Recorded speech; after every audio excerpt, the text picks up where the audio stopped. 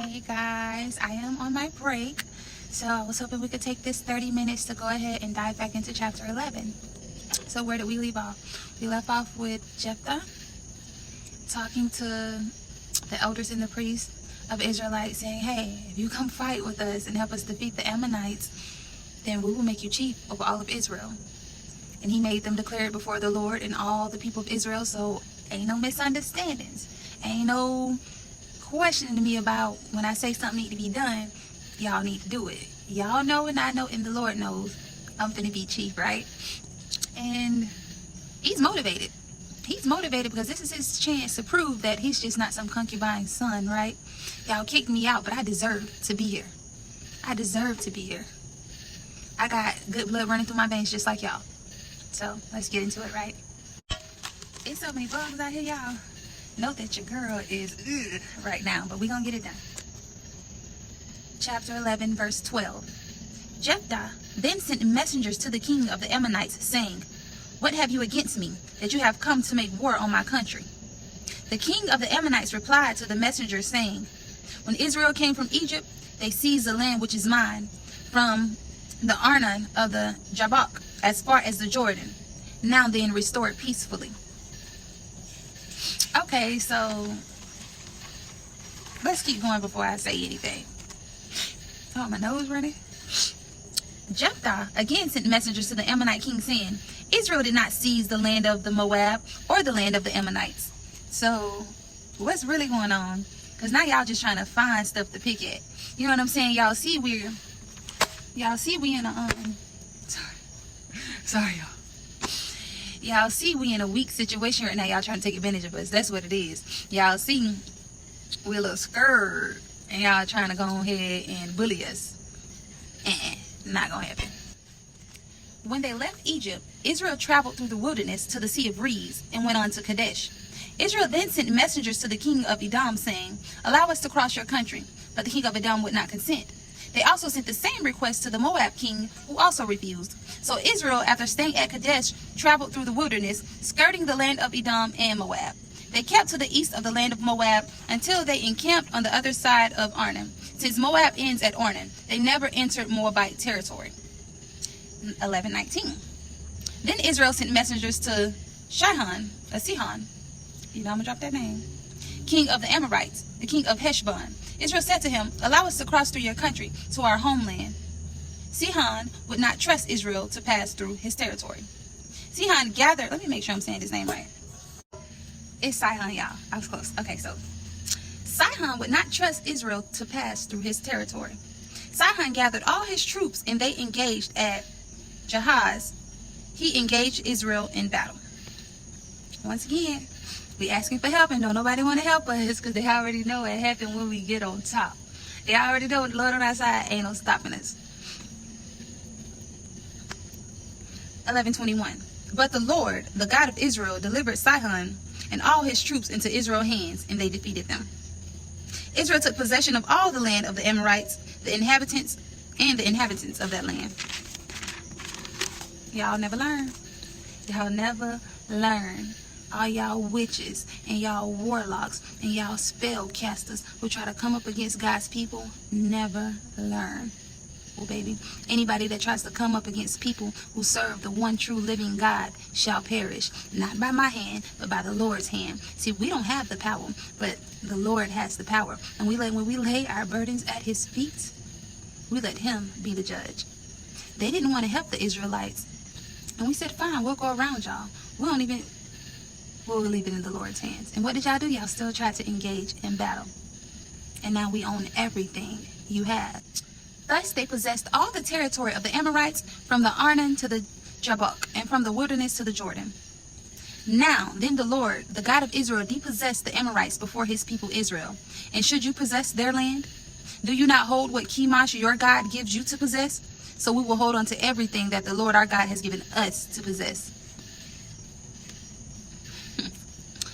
Do you not hold on to the powers and everything that your king, your father Satan, has given you? I'm gonna hold on to the blessings that my God has given me. See, that's the problem. Y'all are serving gods that couldn't even have breath without my living God. Y'all are serving gods who with one flick of his tongue, my God could cease to live.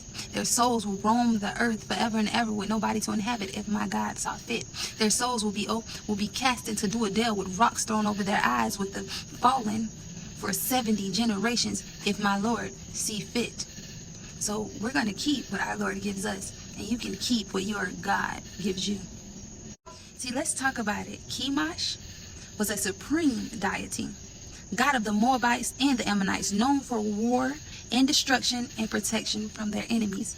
See, they thought that they could step down on us because they thought that their God, who had helped them conquer many things before, was going to help them conquer us. But we serve the one true God, the God above all gods, baby. What you gonna learn? 11:25. Besides, are you any better than Balak, son of Zippor, king of Moab? Did he start a quarrel with Israel or go to war with them? 11:26.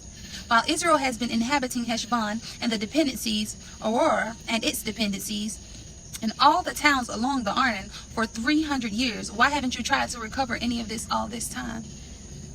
I have done you no wrong, yet you are doing me harm and making war on me. May the Lord who judges decide today between Israel and the Ammonites. The king of the Ammonites paid no heed to the message that Jephthah sent them. Y'all ain't gonna pay no heed to the messages that's being sent. Let's see how that's gonna turn out for you. Verse 11:29. Then the Spirit of the Lord came upon Jephthah. He marched through Gilead and Manasseh, passing Mizpah of Gilead. And from Mizpah of Gilead, he crossed over to the Ammonites. And Jephthah made the following vow to the Lord. If you deliver the Ammonites into my hands, then whatever comes out of my door of my house to meet me on my safe return from the Ammonites shall be the Lord's and shall be offered by me as a burnt offering. 11:32. Jephthah crossed over to the Ammonites and attacked them, and the Lord delivered them into his hands. So what he told the enemy, the Lord stood on business behind. See, the enemy ain't want to heed his warnings when he was telling them, all right, I'm going to have what the Lord said I'm going to have. Go on about your way. They ain't want to go about their way. And the Lord delivered them into their hands. He utterly routed them from Aurora as far as Minith, 20 towns, all the way to Abel Cheramim. So the Ammonites submitted to the Israelites. Baby, he didn't just stop at one. He went 30 towns over. I'm sorry, 20 towns over. You see, don't think just one of you will be reprimanded. Oh, nah. God coming after all who comes after his people. Seen and unseen. 11:34. When Jephthah arrived at his home in Mizpah, there was his daughter coming out to meet him with timbrel and dance. She was an only child. He had no other son or daughter. Did he not know that it was custom for the Israelites, for the women to come out and dance with tambourines and everything when they come back from battle?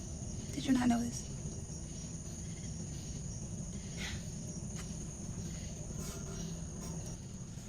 $11:35. On seeing her, he rent his clothes and said, Alas, daughter, you have brought me low. You have become my troubler. For I have opened my mouth, a vow to the Lord, and I cannot retract.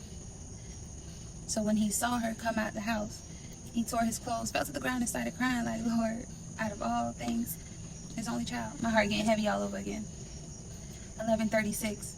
Father, she said, you have uttered a vow to the Lord. Do to me as you have vowed, seeing that the Lord has vindicated you against your enemies, the Ammonites.